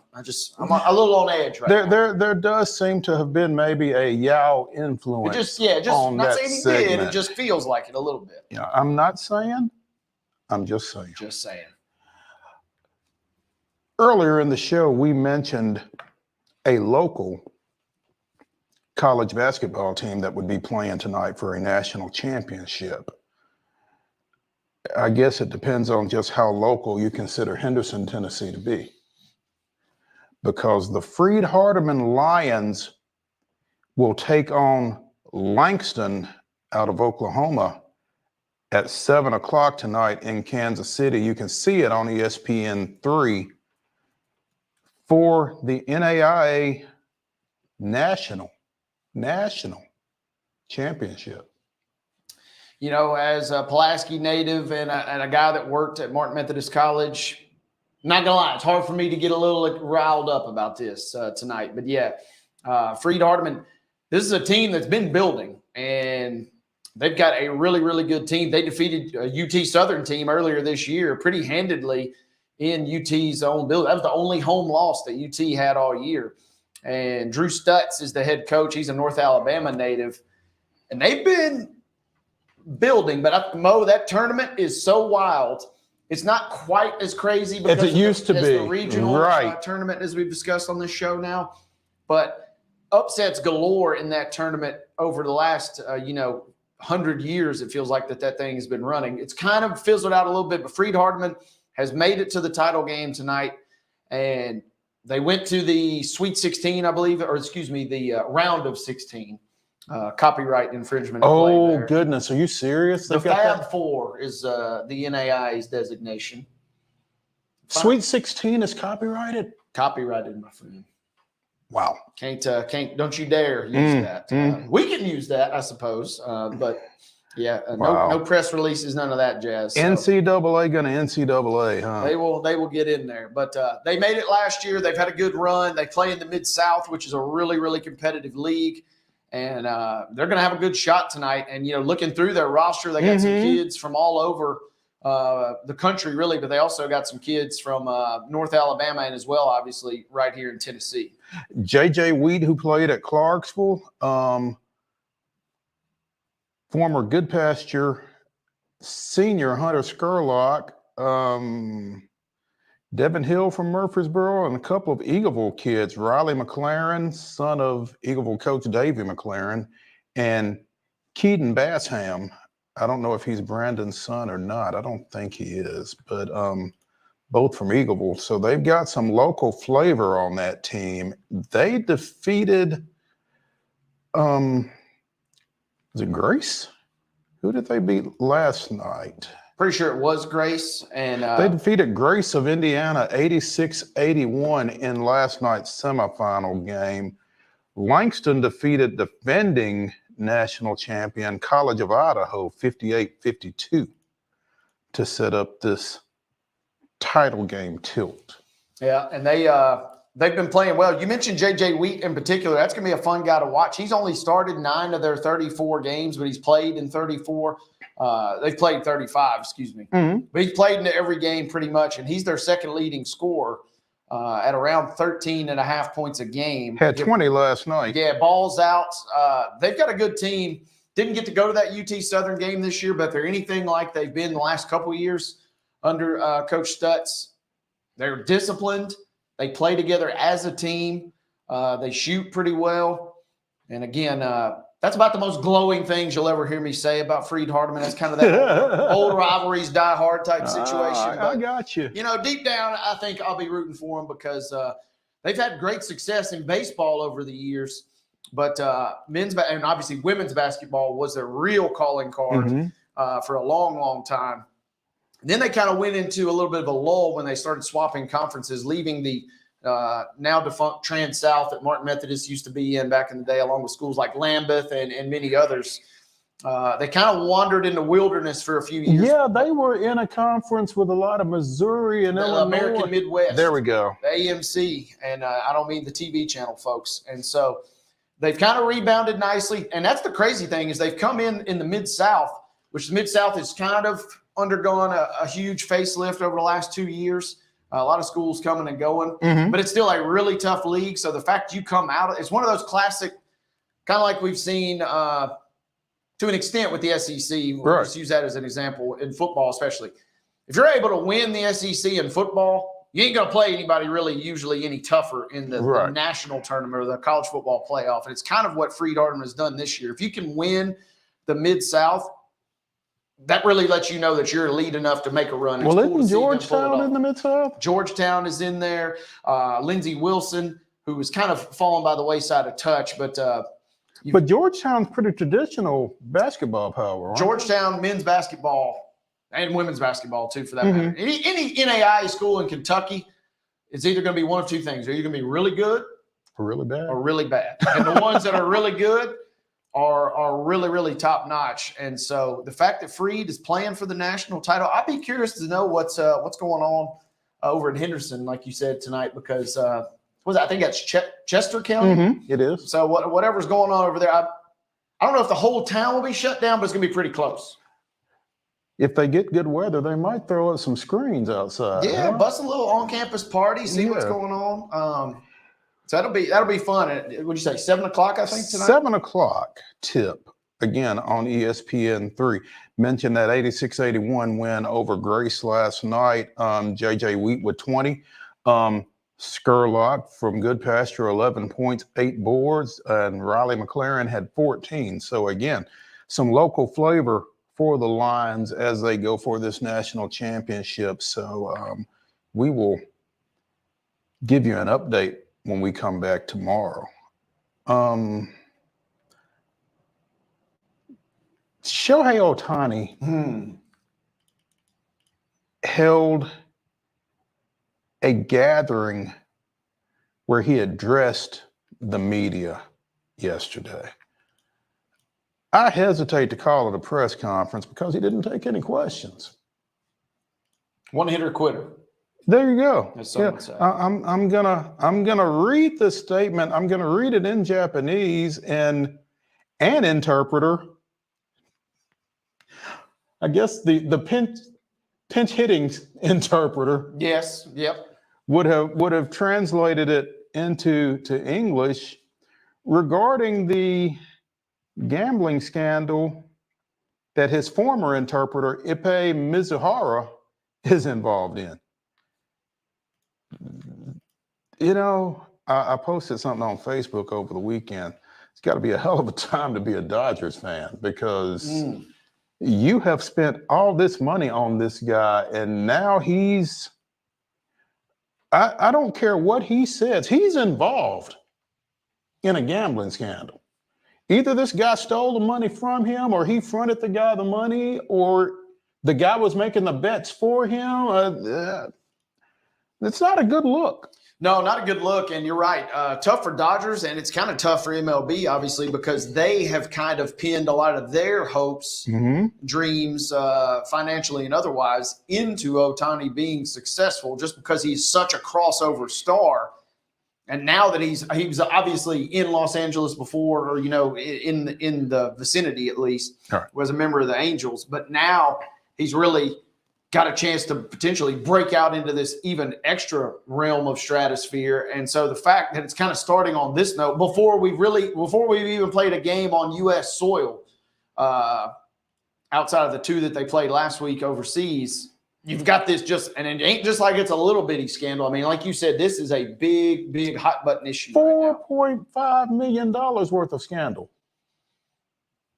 And Mizuhara's story changes. Oh, side note, Mizuhara supposedly either had on a resume or his bio in the Los Angeles Angels media guide said he was a graduate of Cal Riverside. Riverside is denying that. Ooh. So on top of everything else, but wait, there's more. Yeah, this is an ugly scandal, and you would not be more elated to start your season than if you were MLB's officials right now. You just want to get these games going just to get something off of this. It is an ugly situation all around. And the funny thing, and it really just dawned on me, and the headline kind of had pointed it out. At the end of all this, presumably a friend, if nothing else, but now he has to go out and get a new interpreter. On top of everything else. I mean, and that's not probably something that you just, haphazardly go out and do. Because like I said, you're kind of a confidant, kind of a brand manager in that sense. And you got to go out and do all that in addition to all the bad press that you're in right now. Apparently, the Dodgers had or have an interpreter, Will Ireton. And he was the one who was on the call, so to speak, for this statement reading. Again, I'm having a tough time calling it a press conference because statement. He said it, he interpreted it, they left. That was all we got. Yeah. Shohei wasn't the only person talking yesterday, though. Come on. Apparently, Colorado Buffaloes football coach Deion Sanders has warned NFL teams that some of them should not draft quarterback Shedeur Sanders or receiver cornerback Travis Hunter when they are eligible for said draft. I guess that's next year, 2025. And it's funny that, and I swear I was thinking this, we were talking with Nabias yesterday, and we were talking about the draft, and really I was thinking about Will Levis, the discussion we had about what the Titans may potentially do if they decide at the end of this year, hey, he may not be our long-term answer. So I started, pecking around on the internet and mock drafts, and obviously other than guys like Ewers at Texas, I mean, Sanders is right up there at the top of the list, and then boom, this story drops that Deion has basically come out and said, buyer beware. Buyer beware. That's a perfect way to put it. According to CBS Sports, during a recent appearance on the $1 Million Worth of Game podcast, Sanders said that Shedeur and Hunter will refuse to play for certain teams, and they might even pull an Eli Manning. I know where I want them to go, so at certain cities that ain't going to happen. It's going to be an Eli. And you have to go back a generation or so when Eli Manning and his people, specifically Agent Tom Condon, told the Den, I guess they were the San Diego Chargers at that point, right? Yep. That Eli would sit out the entire 2004 season if they took him number 1 overall. They did take him number 1 overall, but they did trade him within the hour to the Giants. But that was for Phillip Rivers, wasn't it? Yeah, that's the funny thing of all this. It ended up kind of working out for both franchises in some regard. But I mean, I remember those Chargers, and I remember A.J. Smith, and I don't blame Eli at all. Those were some tough situations, and that's kind of the benchmark. Was it John Elway, similar situation way back in the day? Yeah, with Baltimore. And so those are kind of the two examples.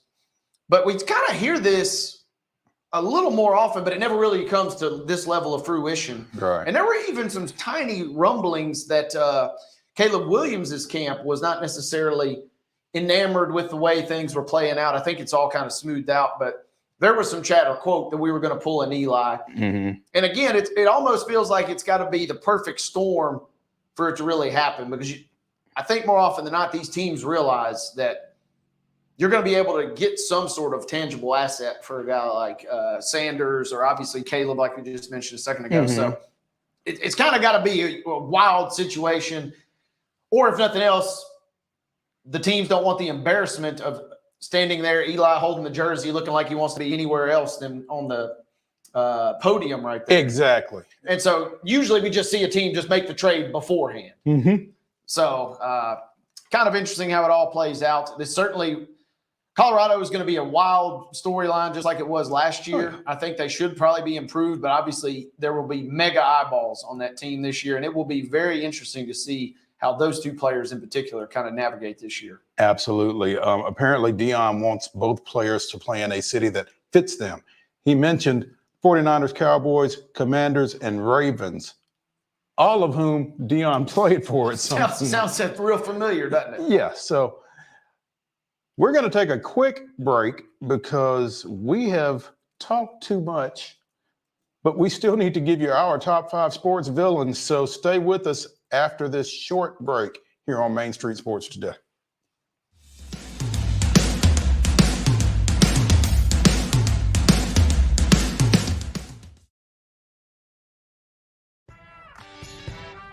I'm Maurice Patton, and on Main Street Sports Today, we bring you the voices of your favorite teams from preps to pros. Otherwise known as the VOT, Mike Keith.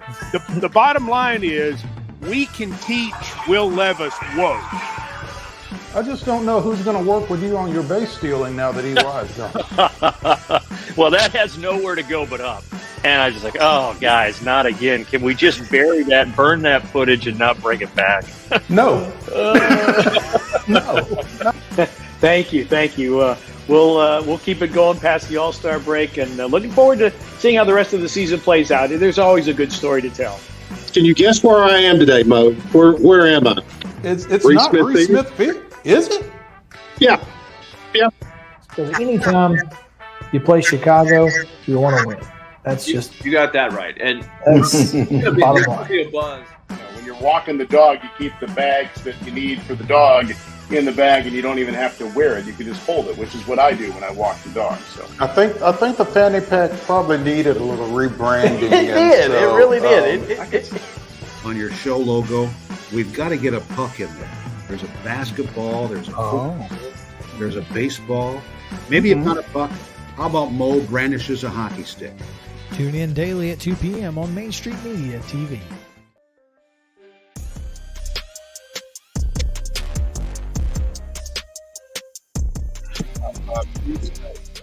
By Mid-South 5 Fitness, 2 locations, one in Franklin, one in Columbia. Thala Steel, whatever shape you are in, he's going to get you in a better one. Top 5 sports villains. We're probably not going to be able to give these the attention they deserve in every case, but wait. That's how villains should be. There we go. They shouldn't get a lot of attention. You're right. Get us started. All right, I said I was going to take this guy number 1. It was really just to razz you and Yao today, but he is on my list. Former MLB pitcher, and I have been watching Eastbound and Down, which is Kenny Powers, who's kind of framed like this guy.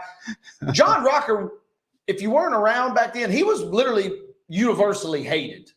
He was a hell of a pitcher, don't get me wrong. But he was universally hated, and I mean, for the right reasons. It's interesting. Some of these villains we'll talk about later, you kind of cheer for him if you're on your team, but man, I had a hard time rooting for that guy, even though he was an elite pitcher. And so since I said I would take him one, I'm going to take him one. That's fine.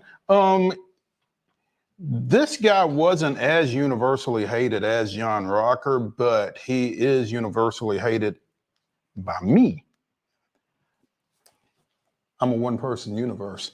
Jim Leyritz of the New York Yankees, and it goes back to the 1996 World Series. And just Google him. Yeah, not easy to root for by any stretch. Yeah, especially if you're a Braves fan. This is a weird topic for me, Mo, because I kind of sometimes watch movies and I kind of find myself rooting for the villains sometimes. And this guy, I know he's kind of in the same vein as Rocker, but I love what he does in the ring. Floyd Mayweather has got to be one of the most controversial sports villains of all time. And in my opinion, as a boxing purist, this guy, I mean, he's the best in my opinion. You know, right up there with Ali is maybe the second best. But everything else about this guy is absolutely villainous in the ring and out of the ring. But he's my number 2 pick. My number 2 is, and you wouldn't expect to see a villain on the ice rink, but Tonya Harding. Ooh, now that is a villain. That's pretty villainous when you have someone take out your toughest competitor. So that story when it came out, that's like a movie scene. I mean, but it played out in real time. Exactly. A great selection there. Speaking of the ice, I'm going to gamble and save one pick for later. Hope you don't take this person. But on the ice, I'm going to go ahead and take, how about Gary Bettman, the NHL commissioner? And the great thing that I saw on this list, he gets booed when the Stanley Cup comes out. Everybody hates him, and for good reason. Their NHL games have been broadcast on Versus and channels such as, this is real, the Hunting Network. If you're a commissioner and your games are broadcast on the Hunting Network, you're going to pretty get villainous. Yeah. Well, I'll see your Gary Bettman, and I'll raise you Rob Manfred. Yeah, he's on this list. I mean, when a guy calls the top trophy in your sport a piece of metal, not a good look. Not a good look at all. But that's my number 3. Next one up. This is one of those classic guys. If he is on your team, you probably love him. If he's not on your team, you absolutely despise him. And right now, Draymond Green ain't wearing a Memphis Grizzlies jersey. He's also got the sad distinction of having gone to Michigan State. So for me personally, he went to Little Brother. So for me personally, he gets a little double dose there. He's a double dipper, huh? I fully stand by this. If he were to sign tomorrow for the Memphis Grizzlies, I would consider buy a jersey. I would consider buying a jersey. And I would root for him like nobody's business. But he ain't on that team right now, so I gotta hate him. That is awesome. My number 4 is, I was literally laying in the floor at my house as like a 12-year-old watching the Gator Bowl between Ohio State and Clemson. When Woody Hayes punched Charlie Ballman on the Ohio State sidelines after an interception. Woody Hayes is my sports villain number 4. You will get no argument from me, my friend. As a matter of fact, hip, hip, hooray. I'm glad he's on your list. Last pick, speaking of football, Coach, this is in the fictional category, but if you watch Varsity Blues, you hate Coach Bud Kilmer. And he's played by John Voight. And, man, John Voight nailed that role because I despise that guy. That was perfect. That's perfect. That's a good pull. My 5 sports villain, the late Aaron Hernandez. Urban Meyer was also on my list, but I couldn't quite work him in. Anyway, that's our top 5 sports villains. Shoot us yours at MS_sports today. See you tomorrow here on Main Street Sports Today, presented by the Tennessee Orthopedic Alliance of Columbia. Have a good one.